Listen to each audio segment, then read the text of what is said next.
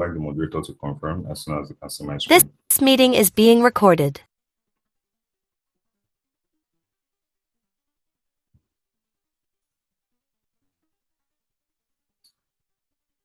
Is my screen visible now? I can see your screen. So you guys can react as he asks for feedback. Thank you. All right, so I'm guessing every other person can see my screen. So like I said before, my name is Mui and I'm a product designer. And today we'll be looking at the introduction to graphics design. And in today's class, we'll be looking at a couple of things.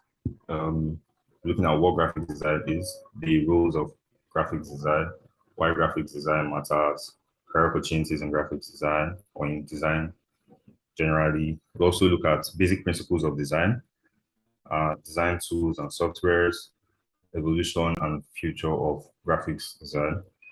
Then we'll look at understanding the design process. And last but not the least, we'll also look at ethics and responsibilities of a graphics designer. All right, so now the major question, what is graphics design? I know a couple of people know what graphics design is. Some people might be hearing it for the first time, although I think that is not possible for those that are hearing it for the first time, or those that even know it but don't exactly know what graphics design is or don't know how to define graphic design. You can simply say graphics design is the art of visual communication through typography, imagery, color, and layout. It plays a crucial role in shaping brand identities, marketing strategies, and user experiences. From advertisements to product packaging and digital interfaces, graphic design influences how we perceive and interact within the world. So I'm going to break down most of these concepts, especially some concepts that you might not be so familiar with. So first of all, graphics design is the art of communication, and not just any kind of communication, but visual communication, communicating visually. And you communicate visually through typography. Typography is the font or typeface used in a design. So I believe everyone here is in their final year, and most times your project supervisor would ask you to use Times New Roman for your project. So that is a type of font. There are other fonts like Inter, Poppins, and many others that I don't want to bore you with right now. The typography is basically a typeface or a font. And in the bigger picture, you can see typography as the way you visually use fonts or typefaces to ensure good design. We also have imagery. Imagery, everybody should know what images are. So I can use a substitute word, photography, for example. Photography, imagery is just like using pictures to communicate. We also have color and we have layout. Color, whatever you're designing has to have color, whether it's black or white, it's a color, gray, red, orange. So as a designer, you should be able to mix typefaces, that's fonts, pictures, colors, and then the layout is the arrangement, the way you arrange everything to ensure that there's harmony across these individual design elements, to ensure that there's harmony and everything comes out well. So as a graphics designer, you should be able to use typography, pictures, color, and then your arrangement to ensure that you're communicating properly.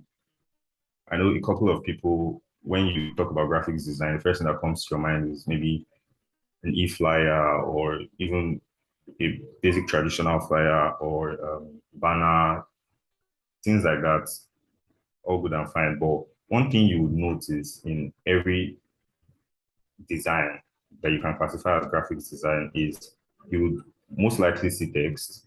I mean, you don't see pictures in some, although you likely see pictures in almost every design, but you definitely see text because you're going to try to communicate. You see color definitely, and then you see the way it is arranged. Every good design has to have proper arrangement. So now that we've understood what graphics design is, let's look at the rules of graphics design. Now I'm going to talk from a generalist view and remove this graphic in front of the design. Design is a very broad field, and personally, I see graphics design as the base to the design world or to your design journey as people who are looking to come into the field of graphics design. Before I go on, I would like to confirm if everyone can still hear me and if I'm audible enough and if everyone can still see my screen. Can I get audio confirmation? Can anyone hear me? Yes, we can hear you. All right, thank you very much. So for the roles of graphics design, like I was saying, the design field is a very, very broad field, and there are different branches of design. So from here, we can see we have brand identity design, marketing and advertising, user interface and user experience design. We also have packaging design, editorial design, motion graphics, and a whole lot more. We have structural design, systems design, human experience design, B2B design, SaaS, interaction design, and the whole design thing is very broad and can go on and on about design. But I'll be talking about these particular branches of design. So branding and identity. Personally, I love to call it visual brand identity because branding goes beyond what you can see, like the logo. Whenever people hear visual brand identity or branding, one of the major things that comes to your mind is logo design. So, I mean, that is a part of visual brand identity, but it's more than that. You can know a brand by just seeing their logo, even if a name is not attached to it. They're very popular brands like Apple. Once you see that Apple logo with a bite on the right side, you already know that this is Apple without the brand name under it. Or Microsoft, for example, once you see those four boxes that look like windows, you can already tell that this is Microsoft. That's the power of visual branding, is for your audience to be able to connect with you without even having to see your name or like the full brand. They just see a part of it and then they already know, oh, this is this brand. It's connected to you on this level. We know that this is the brand we trust and love. The next one, marketing and advertising. So this graphic designers will be able to create compelling visuals to attract audiences. You've probably seen designs where companies or brands are using these designs to market their products or market maybe promotional sales they're doing. Let's take promotional sales, for example. As a designer, you should, because when we looked at the meaning of graphics design initially, we were able to establish that design is the art of communicating, right? But not just communicating, not just any kind of communicating, but communicating visually. So you want people to be able to see something and then you can communicate to them through what they see. The eyes loves to see good things and beautiful things. So you might ask, what's the point of design? Like if design is just about communication, like if I want to communicate to people, why can't I just say it orally or why can't I just write a text? And as humans, we are lazy and we don't personally, if you take yourself as an example, you know that nobody likes reading. You don't like reading. When you see a long paragraph of text, you don't read the entire thing. You read maybe just the top and then the bottom. But design is here to like break down everything for you to be able to get the most information. So let's take marketing and advertising as an example. Say I have a brand and I'm trying to do promotional sales, let's say 50% off. If I'm to design a flyer to communicate to my audience that I am doing this and I'm selling all my products at a 50% discount, what would be the major thing that I will do in my design? What is the major thing I'm trying to communicate in the design? If I was to write a text, I'll probably just write, hello everyone, this is my brand, and today or for this week, I'll be doing 50% sales, and everything will be the same size, the same font. Boring. Nobody will probably read that. But if I should design something, what I will lay emphasis on is the 50% off. I could just put one very beautiful design, and then that 50% off, I'll make it very large and big. So once anybody looks at that flyer or design, the first thing they see is 50% discount or 50% off. So as a regular user, you've not known what I'm selling yet. You just know that whatever I'm selling, I'm going to be selling at a 50% discount. You'll be intrigued, oh, let me see what this person is selling. If it is something I need, even if it's not something I need, I can buy it at a 50% discount and sell it to make the remaining 50% and make money. So you should be able to understand your audience, know what they want to see, know what they're looking for, and you should know the right place and the right way to be able to communicate that to them using design. Another kind of design is user interface design. While this is very distinct from graphics design, I believe that if you're a very good graphic designer, you can transition into user interface design and also to give you a solid footing to user interface design. So user interface design is basically designing user interfaces for websites, mobile applications, and desktop applications. It's just like designing softwares, say designing WhatsApp, for example. The app was designed by somebody before developers, took the design and then implemented the design into code and pushed it out for users to use. There are other examples like Spotify. Every app you can think of, every website you can think of, there's a designer that probably designed that before the developers did that. So as a graphics designer, once you master the basics of graphics design and then you grow and expand in your field, you could move into the terrain of user interface design and user experience design. So user experience design is improving user experience on digital platforms. So you've probably used some softwares that you faced issues like when there are some softwares that when you use, you don't like your interactions with the software. For example, I know a lot of people here use WhatsApp. Sometimes WhatsApp used to have some bugs or glitches. So that is the work of a user experience designer. You see user pain points, see the problems that users are facing and suffering using a software or a software. And you design, you think of a way to solve this problem, and then you use design to interpret your logic and your solution. So we also have packaging design. Packaging design just has to do with designing packages for goods like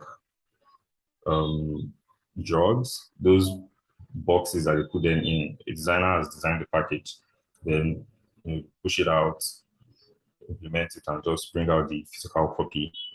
We also have editorial design, and we have motion graphics. Editorial design is basically designing editorial materials like magazines, books, and digital publications. Then motion graphics, we have motion design, communicating with moving design. So most times, like I said, when we think about graphics design, we think about static or designs like flyers or banners or something like that. That you just see them, they are static, like just a static design. But for motion graphics, it takes design and then adds a bit of flair to it, where every design element is moving and it is more explanatory.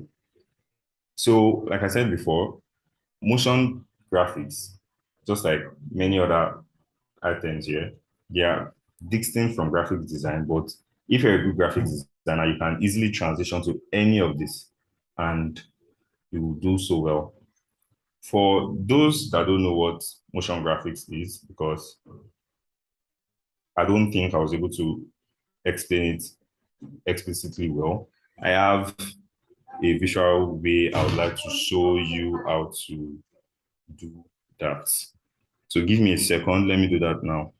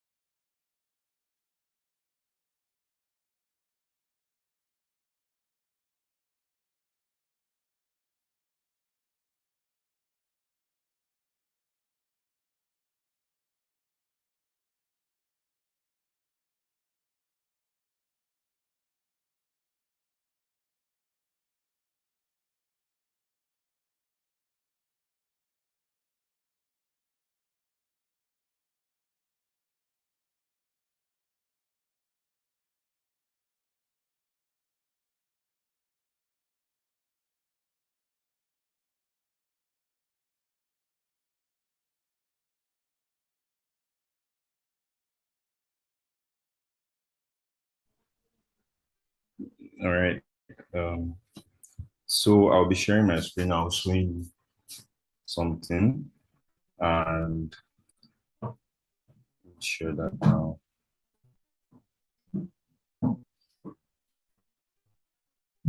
Okay, so this is an example of what motion graphics should look like. I'm going to play this real quick. It's going to be less than a minute. So just watch this. Bound by old rules, restricted by outdated systems. But what if the barriers disappeared? What if control, growth, and opportunity came together in one place? Introducing CRIFs, the first financial platform that seamlessly merges cryptocurrency and fiat investment. Your money, your rules. One app. Whether swapping crypto or converting fiat to crypto and back again, CRIFs makes it effortless. Real returns, real growth. CRIFs amplifies your financial future. Buy and sell crypto with ease. Get the best rates and experience instant transactions. CRIFs is for trailblazers, Web3 users, fiat investors, anyone bold enough to embrace the future of finance. The future of finance is here. The future is CRIFs.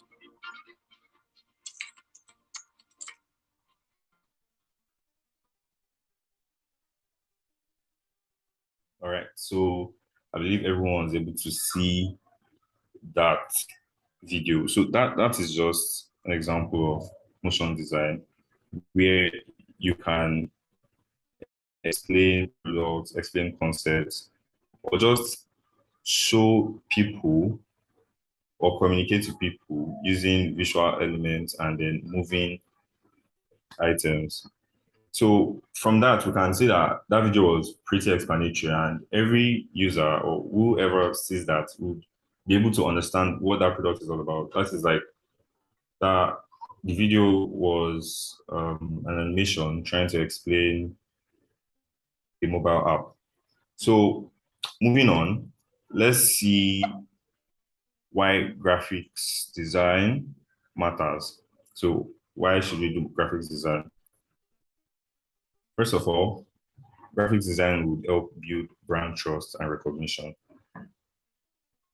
And as a graphics designer, talking about branding, earlier we talked about visual brand identity. This is where you create logos, you select a typeface, you select patterns, and many other stuff to comprise of the brand's visualization. So there are a couple of brands or companies that you don't even need to see their name. You don't even need to see their logo. Just seeing a color alone, you can tell like, oh, this is this company or this is this brand, right?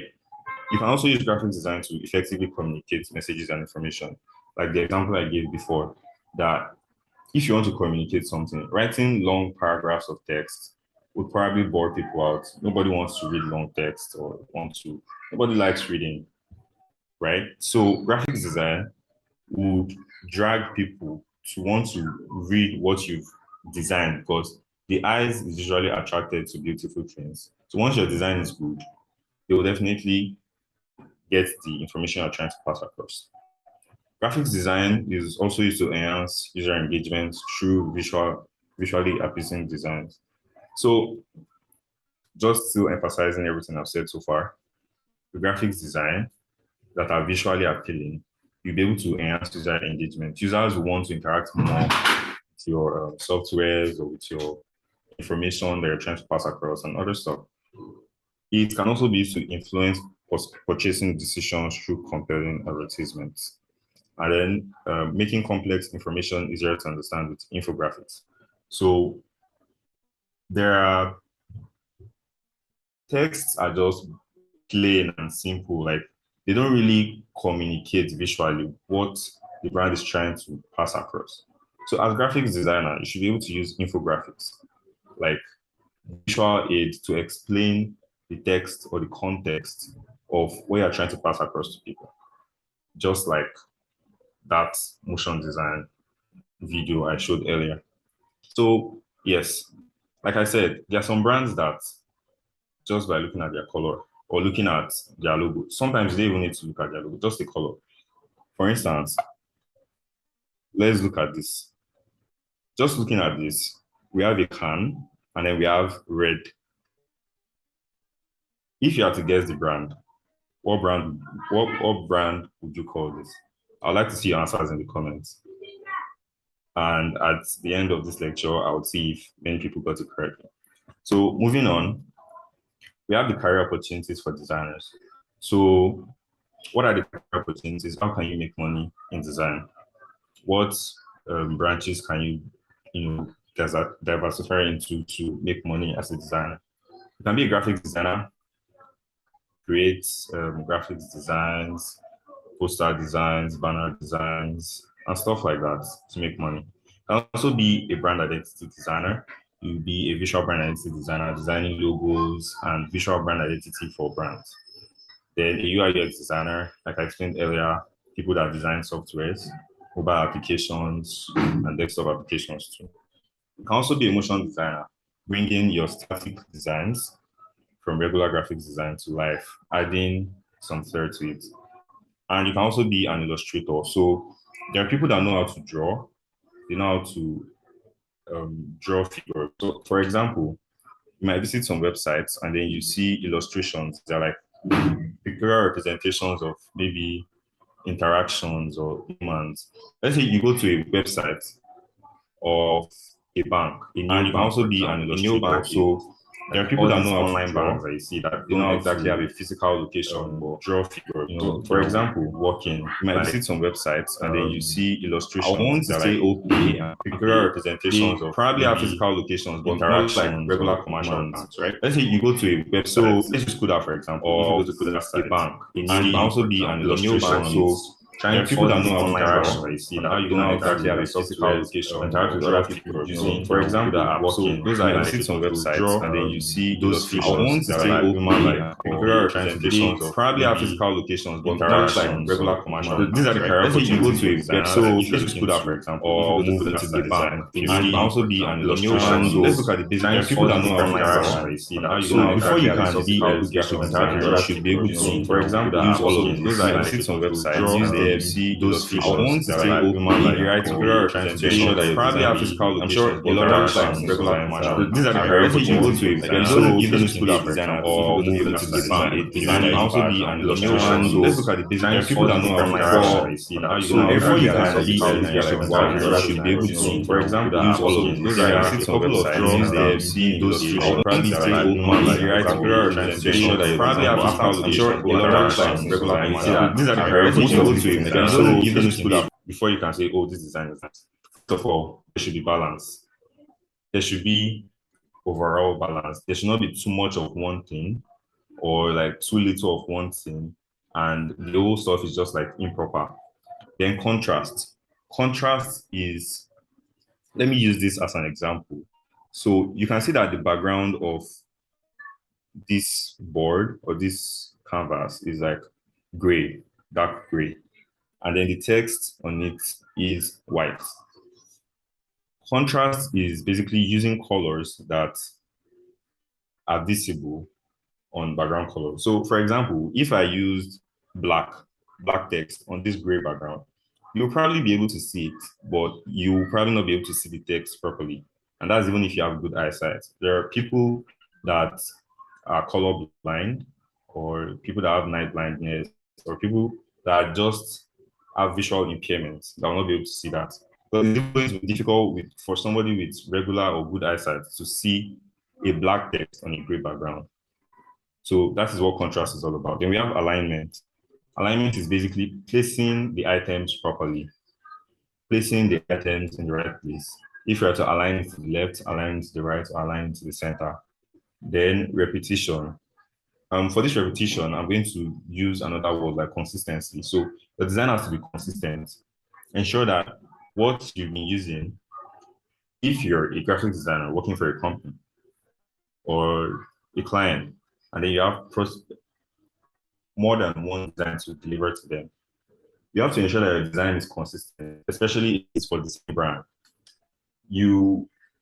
What you design this time should somehow look like what you designed the next time. I mean, there'll be change in information, change in visuals, but some major stuff should remain the same, like the primary color, right? We also have proximity. Proximity basically means grouping like items together. For instance, if you're trying to say 50% off on all sales today, so the 50% off is going to be very, very large on the design. And then because 50% off on all sales this week, they're like one sentence. But because you're designing, you're probably making the 50% off very big. If you go against this proximity rule, you can put 50% off up and then put for the rest of this week somewhere around there. So if you do that, it's going to ruin the old design, because when people start going through your design and then they're trying to like read to get the information you put in the design, it will just be scattered around. So you put things that are in the same group together. That's the rule of the principle of proximity. Then typography. Typography, like I explained before, is just the typeface or the font used. So as a designer, you should be able to understand the audience. Understand the audience you're designing for. Most brands these days, they do research on their target audience, who is going to use their services, who is going to use their products, and then they design their brand according to the audience. You cannot design a product for children, for example. The target audience is children, and then you're using big, ambiguous words or concepts, or you're using a very serious font, right? So beyond all of this, there's also something called brand communication. Let me use an example like Netflix. Netflix is a movie streaming platform. They have accounts for different locations. For Netflix Nigeria, the way they communicate to their users, they understand that everybody that uses Netflix is not exactly formal. Some people are just regular users. Some people are actually formal people, but their communication is like vague. But there are some other brands that don't use vague communication, because everything about what they do is serious. Imagine going to a law website, or maybe you see a design about law. I mean, if you're in a legal case, you should know that that's a serious matter. And then you're seeing some playful fonts scattered all around the design. You would probably be like, these people don't know what they're doing, but they don't even know their job in the first place, because law is something that is serious. You can't put fancy fonts that are playing around. You put serious fonts that are very simple, like maybe Times New Roman or Inter or Arial, simple fonts, basically. So understand your audience, understand the way you communicate with them.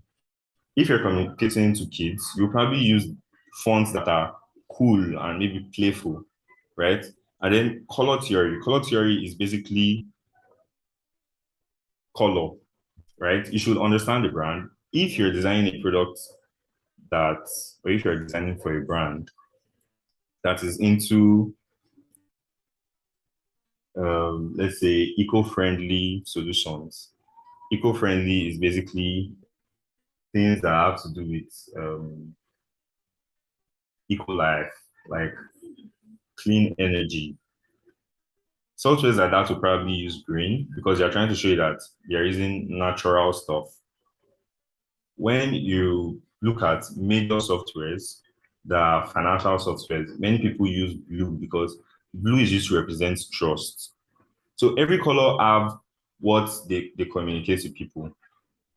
When you cannot see an ambulance that goes around with maybe a white cross or a green cross.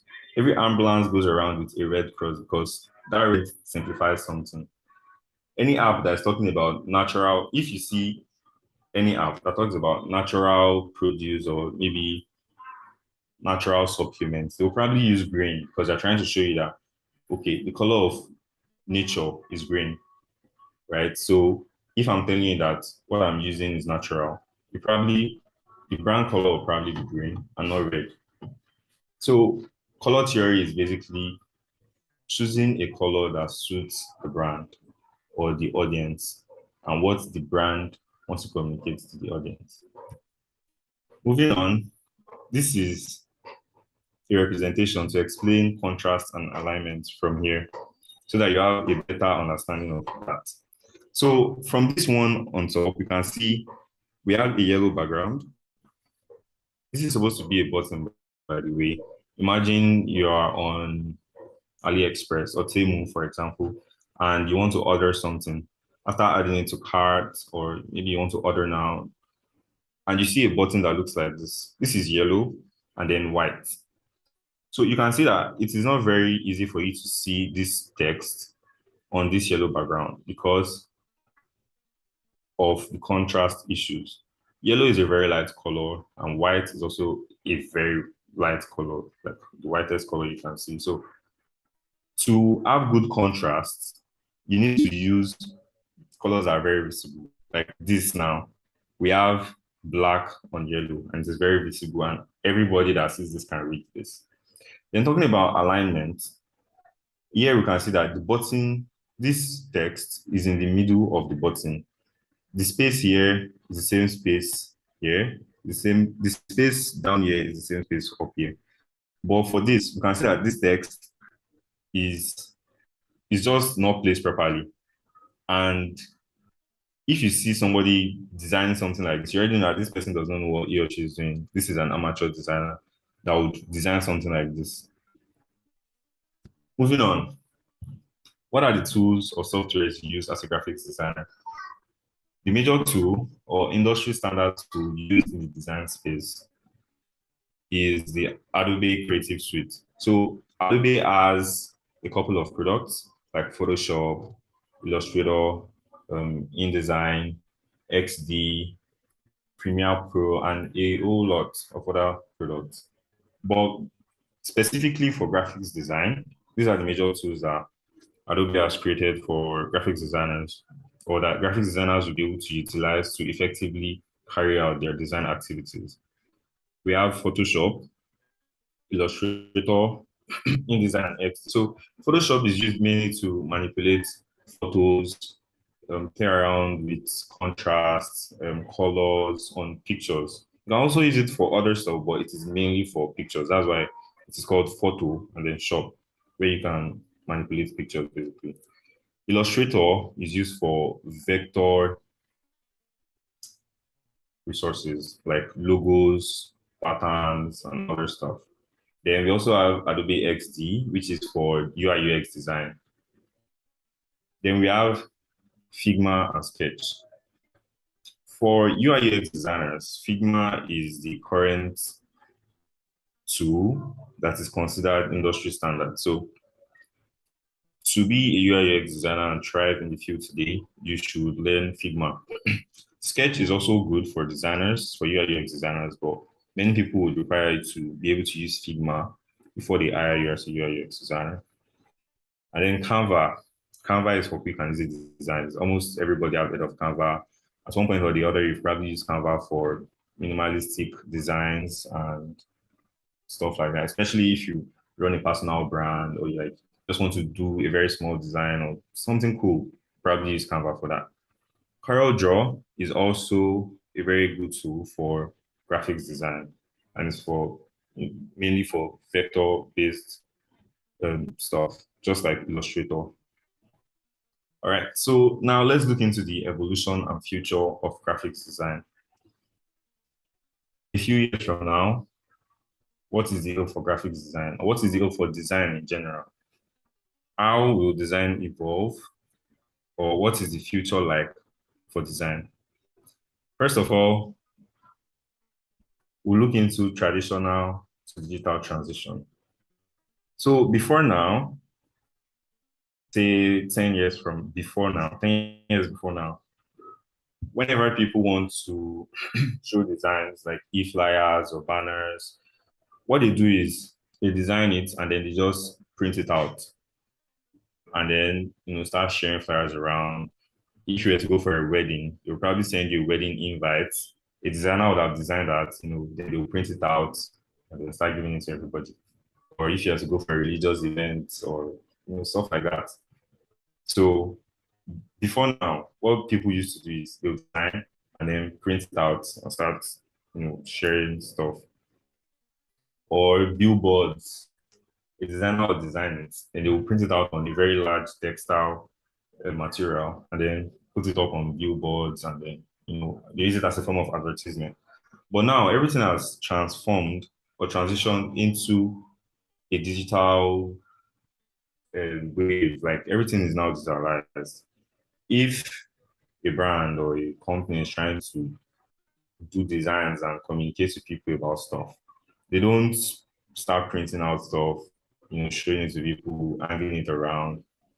I mean, some people still do that, but majorly they just share it on social media platforms.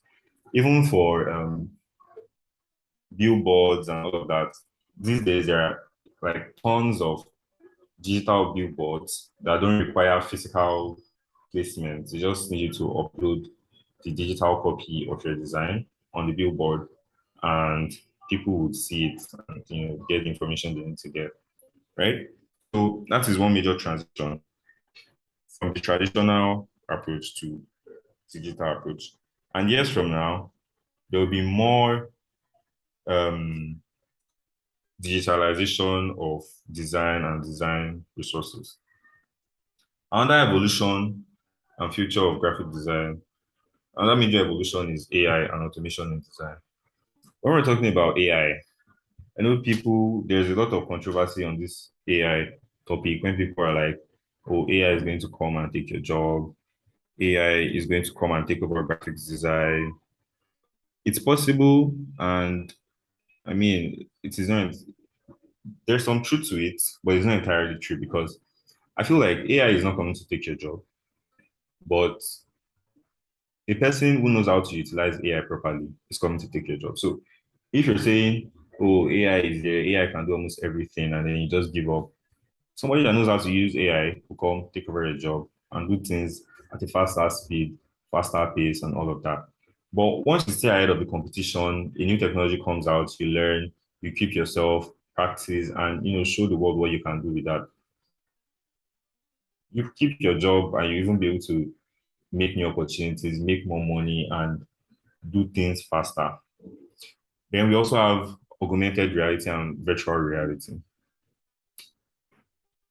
Very recently, maybe about 2 years ago, I think, Apple released their first Vision Pro headset. So it is like this stuff you wear on your head. I mean, a couple of us have played virtual reality games, or you've probably seen people putting on this kind of headphones or headset that covers their eyes, covers the entirety of their eyes, and then they're like seeing stuff from that headset. That is like virtual reality, sorry.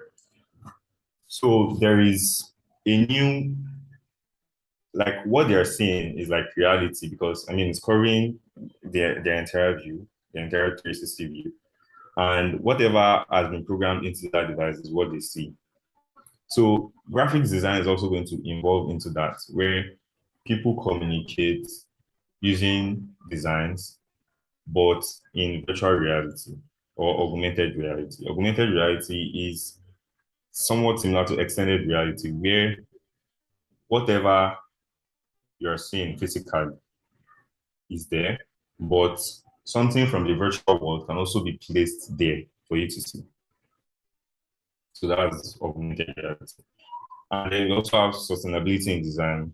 So these days, you'll probably be seeing everyone talking about eco-friendly stuff. Everyone wants to, most countries of the world, especially the first world countries, are trying to move or outgrow technologies that affect the environment, like using fossil fuels, for example. So the design field is also going to evolve into that, because designers will start looking for ways to create solutions that ensure that the environment is preserved and we are not doing things that are affecting the environment. Right. So this is just a quote saying AI won't take your job, but someone who knows how to utilize AI will. So when you become a designer or whatever field you are in, try to move along with technology and ensure that you are at the front of the curve so that someone who knows how to use the tool better does not take over your job. So now let's try to understand the design process. As a designer, let's say you're given a job or you have a task to do. You have to design something for a client. Client comes to you, says, "Oh, I need a design," telling my audience that this and this is what I want, or this and this is what is available to them. I need you to come up with a design that explains or communicates this to the audience, the best way possible. So what would be your process like as a designer? Do you just go ahead and design something, or do you just go ahead and like what will your process be like? First of all, you need to do research and discovery. You need to understand the client's needs and then the audience. You should understand the client, like, okay, this is the brand, this is what the brand is all about, and this is the audience, and this is going to be the best way to communicate to this audience.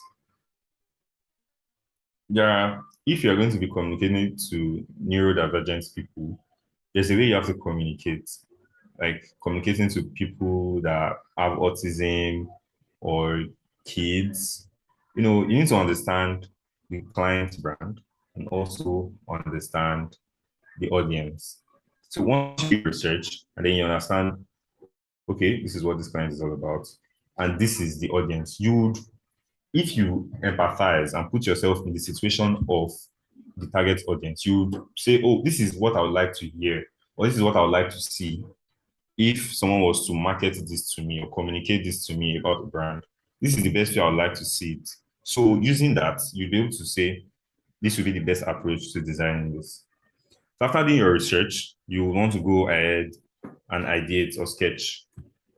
So you'd probably just sketch, okay, this is where I'll put the major text, this is where I'll put the logo, this is where I'll put this.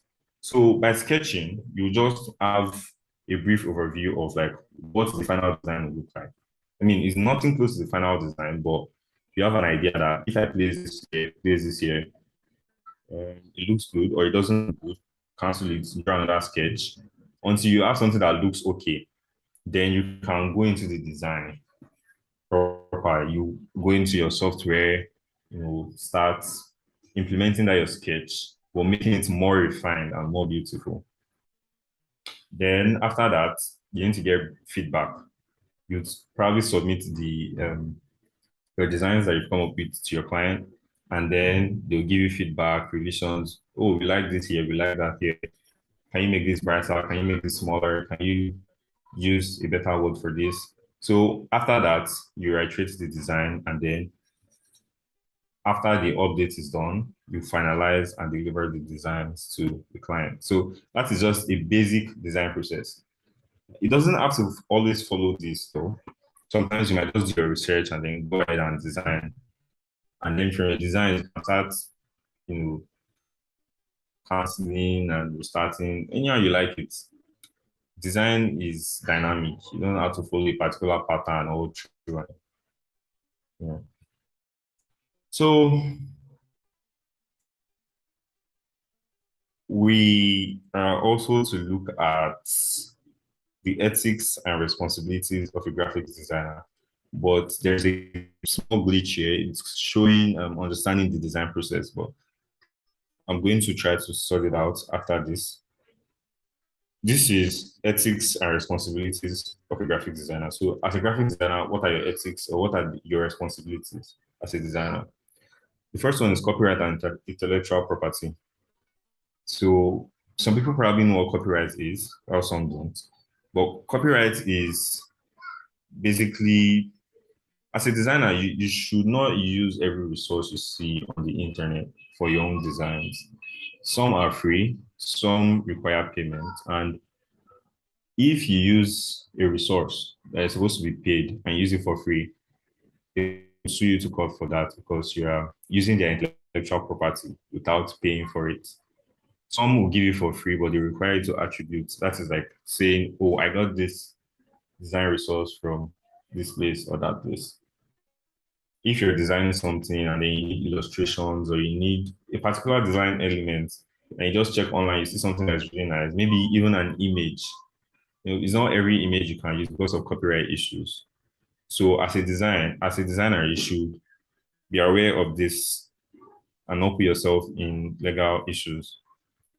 We also have diversity and inclusion in design. So as a designer, especially for product designers or UI UX designers, you create designs that are accessible to everybody. Like I was explaining before, especially on contrast. Not everybody has good eyesight, or some people even have hearing impairment, right? Okay, hearing impairment doesn't, except for some softwares, like let's say Duolingo, for example. Duolingo is an app where you can learn languages. And Duolingo is used, there are visual aids to learn, and there are also audio aids to learn. So when you're learning a language, the software is going to call some things for you and all that. So it just basically helping you to learn languages. And as a designer, you have to also consider people that have hearing impairment. How would you design a software for people that cannot hear properly to be able to also attain the same satisfaction that people that are hearing correctly would attain, right? So you consider people with um, seeing issues, people with hearing impairment, and other people in the brackets of inclusive in, in the inclusion brackets to make your solution accessible. So you should also ensure that your design is honest and also use ethical advertising. There are some designs that are deceptive, or let me come from the software perspective. Some designers design softwares or applications in a way that I'm sure you've used some applications that they are kind of forcing you to take an action. Let's say you want to pay for something, right? And they can tell you like this thing is 1,000 naira. And then when you move on and you're maybe about to check out or you're about to like make the payment, you're just seeing like all of a sudden I'm seeing 20,000 naira as the bill, right? And then you want to go back because I mean, I don't know how this thing moved from 1,000 naira to 20,000 naira. And then you're not seeing any back button, you're not seeing any close button, there's no way you can go back. Some of these things are done intentionally just so that people would take that action by force. So as a designer, you should not do stuff like that. That is bad design, bad UX, bad user experience.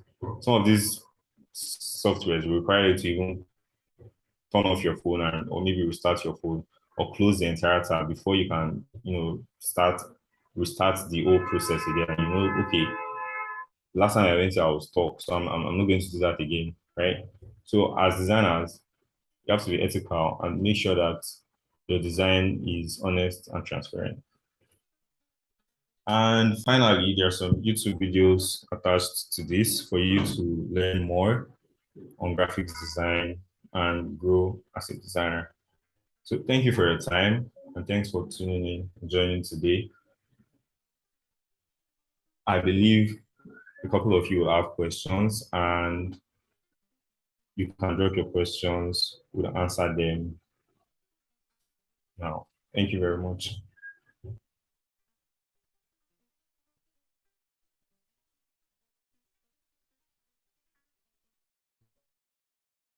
of us have any questions, we can just raise up our hands.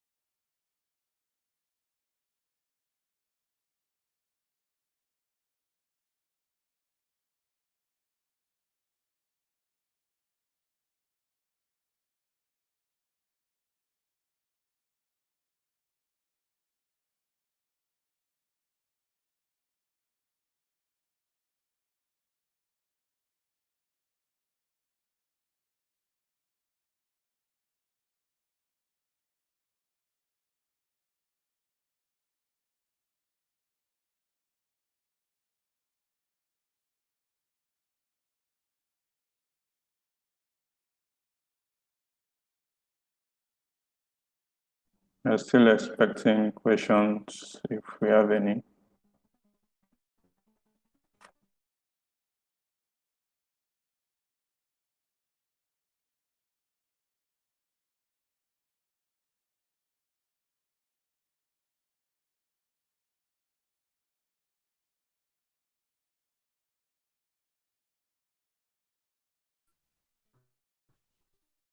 All right, so I can say that a couple of people were able to answer the question I asked. That gets the brand. So a couple of people said Coca-Cola, and yes, you're all correct. That is Coca-Cola's can, and that's just a proof that brand identity actually works. So you don't actually need to see the name or the logo. Just by seeing the color, you can tell that this is this brand. So I'm still waiting for questions. If you have any questions, okay, please. How do you describe Canva and how can it be used? Well, Canva is a design tool, but Canva is a design tool made for designers or people that are new to the design space. So Canva is very easy to use. You can, just go to the software, you see a couple of stuff, you can just drag and drop. You will also see templates that you can use and then just edit to your own taste, right? But to carry out more complex operations, you probably need to use softwares like CorelDRAW or Adobe Illustrator or Photoshop. But for lightweight design services or solutions, you can just use Canva, especially for flyer designs or simple logo variations. That's what I use Canva for. Does that answer your question? I hope it does. Okay. Question is, you said AI won't take your job, but someone knows how to utilize it can. Then we are in computer age where everyone will definitely know how to do that. So let me say if I'm 90% can utilize it, what's that take the job side? All right, so AI requires prompts. For many people that are deep into the tech space, they've probably heard stuff like prompt engineering. So prompt engineering is like a new job role that has come into the AI space. So people utilize AI better by putting in the correct prompt. So if you need your AI to provide something for you, let's say you're doing your project research, and then you ask AI to do research on something, just put something simple. AI will definitely give you answers to your question, but you cannot compare your answers to somebody that puts in a very detailed question or a very detailed prompt, right? So that is prompt engineering. That is all prompt engineering is all about. Just knowing how to ask questions right, knowing how to ask AI right questions. Now, you're saying if you know how to use AI, maybe like 90%, won't it still take your job? No, because you need to prompt the AI. You need to tell AI, do this. Then, although these days the agentic AIs are just, they don't even need, they need very little to no human supervision. But for most of it, especially in the design field, AI has not evolved to the point where it can take your job, except if you don't also evolve. Definitely, there'll be some people that can do or utilize it more than you, but you just have to keep striving. You know, ensure you're up to date with the latest technology. And if there are like 50 designers, say 25 or 30 of them can't use AI, and then you're part of the 20 that can use AI, you're definitely going to take over at least one person's job that cannot use AI. And so you're in luck. Just make sure you're at the edge of the curve and then you keep learning and keep growing, basically. I hope that answers your question. If you need more specific details, you can also drop it for me to answer.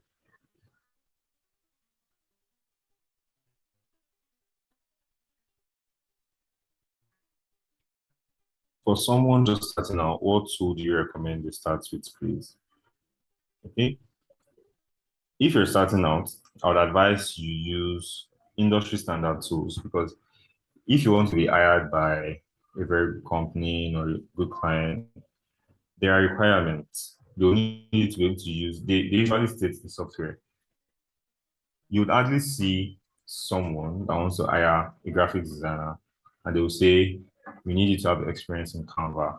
There are jobs that require you to have experience in Canva. So don't get me wrong, but they are very little compared to jobs that require you to have experience using softwares like Adobe Creative Suite. So for graphics design, I would recommend you learning Adobe, some softwares in the Adobe Creative Suite like Photoshop and Illustrator. Once you learn those two, you should be, good to go. Yeah. I mean, it might not be easy, but for you to have something that's sustainable, go for that. Any other question?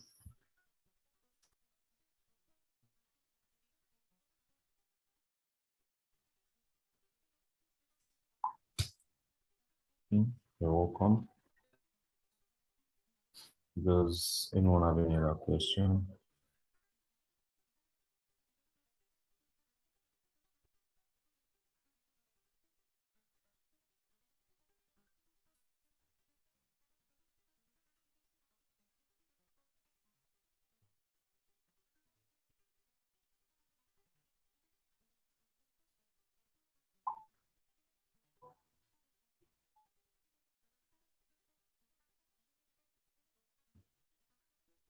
Okay, so I've got a question from YouTube, and the question is there any guideline when using color combination? Is there any limits to the color that can be used on a simple design? So, like I stated earlier, design is pretty dynamic. There are rules in design, but the rules are also very, very flexible. So most of my answers are going to be like yes and no, right? I would say yes, there's a limit to the number of colors you can use, but at the same time, you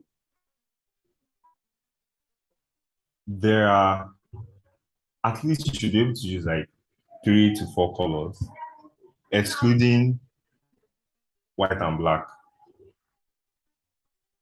Excluding white and black, you can have like 3 extra colors, maybe the primary color and maybe some other complementary colors. So there's something called color theory. If you want to learn more as a designer, there is color theory is like another field entirely in the design space. There are complementary colors, there are supplementary colors. There are different colors on the color wheel. There's something called a color wheel. So the color wheel is like showing different colors. And you can see colors that there are some softwares that show you combinations of this color match, this and that don't match, and all of that. So for that, you need to like take a course before you can understand that fully. But yes, you should not use too many colors, at least four colors. And that four colors, you should be able to know how to effectively utilize it, but not to look too clumsy, right? And yes, there are guidelines, like I said. So there are courses for that. I can also send links to YouTube videos explaining color theory, color psychology, and how you can approach color in design. Okay, I think I have more questions from here. Questions for someone interested in learning these skills. What's the step in acquiring these skills? Do you like you have to learn graphics design, then material UX, motion design? Okay, so as a designer, you can learn a lot of stuff. You can learn graphic design, you can learn UI UX design, you can learn motion design, you can learn systems design, like a lot. But if you want to like very good on one particular field, you can just concentrate on only that. And what most people do is they start with graphics design because if you're good at graphic design, if you understand how to arrange stuff properly, understand how to use fonts properly, and you know how to arrange everything in a very good layout, you would it will be very easy for you to transition into UI UX design. So you can say, after my graphic design journey, I want to move into UI UX design. All good and fine. But for me, I would advise to start with graphics design. Or if you want to move into motion design, you need to be a good graphics designer to be able to create good motion graphics. Because if you don't even understand the basics of graphics design, it's be very, very difficult for you to understand how motion design works. Because everything is an element on a page that you have to start moving around. So if, like I said, there are different fields, you can learn a couple of them, you can learn three, four, five. But if I was to advise, if you want to learn these three, I'll say you should start with graphics design, then move over to motion design, and then from motion design, you can move on to UI UX design. So once you have graphics design and motion design, your work as a UI UX designer it will be very easy and smooth, and then you'll be at the like top of your field because not every UI UX designer can do motion design.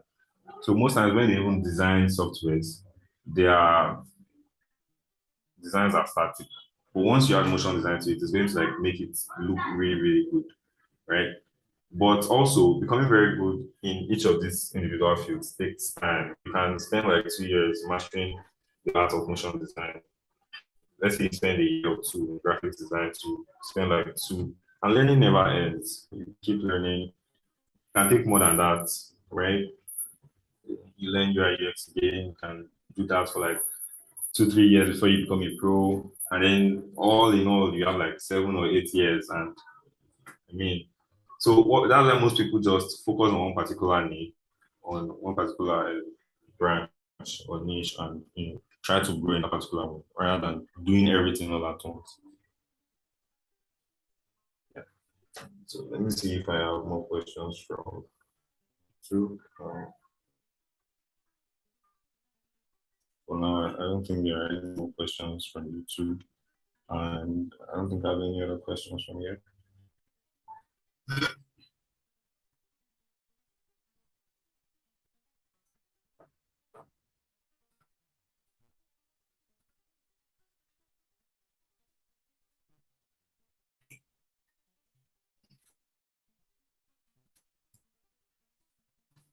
Does anyone have any question, or should I ask questions?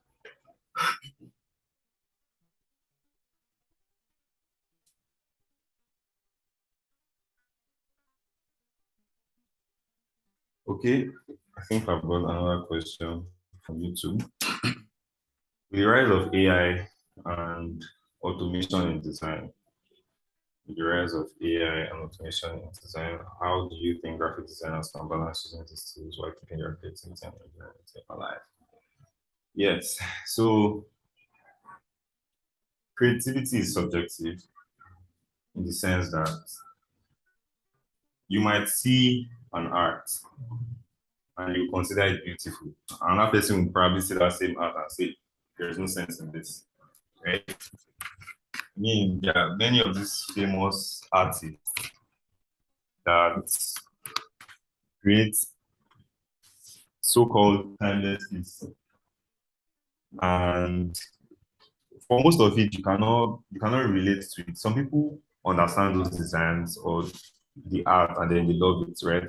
So now, before I divert too much, AI and automation in design. If you focus too much on AI, your creativity is probably going to be reduced because I mean AI is already doing it for you, but you still need to explore your creativity. So the balance comes from you. The balance comes from you. Okay, let me read the question again. I'm getting feedback that not everybody heard the question. With the rise of AI and automation in design, how do you think graphic designers can balance using these tools while keeping their creativity and originality alive? So, like I was saying, you'll be the one to find the balance. You know your level of creativity, you know how much external input you can admit for it not to disrupt your originality, right? So, to get ideas, you can use AI to get ideas, you can use AI to get inspiration, you can use AI to get recommendations, or like you can just tell any AI, hey, give me or explain how I can go about this. So you can use AI to brainstorm rather than allowing AI just take over everything for you and all of that. I don't know who is sharing their screen. So, okay, let me just keep going. So you find a balance by using AI for the brainstorming and then ensure that you still use your creativity. Don't allow AI to do everything for you. That is where the human factors to comes in, so that at the end of the day, there is still some kind of human vibe or originality in what you're doing. You just have to find your balance, basically. Do what works for you. I think there's another question for someone. Can you explain augmented reality and virtual reality again, please? I was unable. Give me a second to share my screen. Share, share, share. Okay, so guessing everybody can see my screen right about now. You've probably seen this before. People putting on stuff like this. These are virtual reality headsets. You've probably seen people doing stuff like this with people on TikTok where they put stuff for people to see. So basically, it covers your entire eye, and whatever you're seeing is programmed. But to some extent, it looks very real. There are also virtual reality games that this, for example, this is the virtual reality headset, and these two stuffs are the controllers. So virtual reality is basically you using this to immerse yourself in something that is not real. It's a virtual world, right? But you are able to view the virtual world through the lens of this virtual reality headset. Now, augmented reality. Augmented reality is something similar to this. I'm going to use Apple Vision Pro as an example. Let me search for that. Apple Vision Pro. All right. So this is Apple Vision Pro. Let me just open this for you. Now, you can see that this is also like the other virtual reality headsets we've been seeing before now. But in the other ones, you would see like those ones are like covered. You can't see their faces at all. You can't see their eyes, but this one you can see this person's eyes. And that's because this person can actually see what is going on in the physical world. You can see what is around you. But this now is going to can place virtual stuff. You can place unreal stuff in your environment. You can see a cup on your table, but it's not a real cup. It is just added gear from the headset. Or you can see a window opened up, like a laptop window opened up, and you can. So that is like augmented reality is virtual reality added to the actual real life reality. But for virtual reality, your entire face is immersed in the virtual world. I hope that there's the air. That's basically the difference between augmented reality and virtual reality.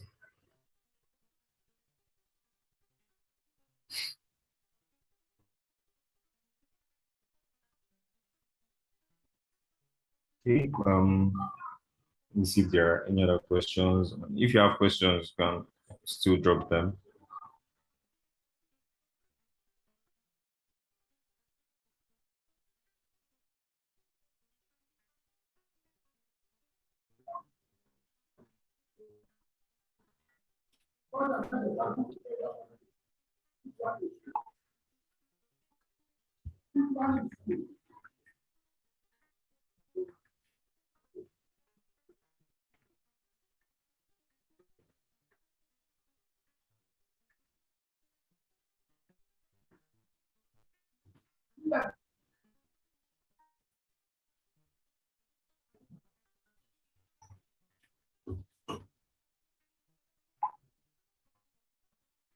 So if there are no questions left, let's thank everybody for attending today's live session. And tomorrow's session will be on web development, be by 10 a.m. And the links will also be shared in the respective groups. So thank you for coming and do have a nice day.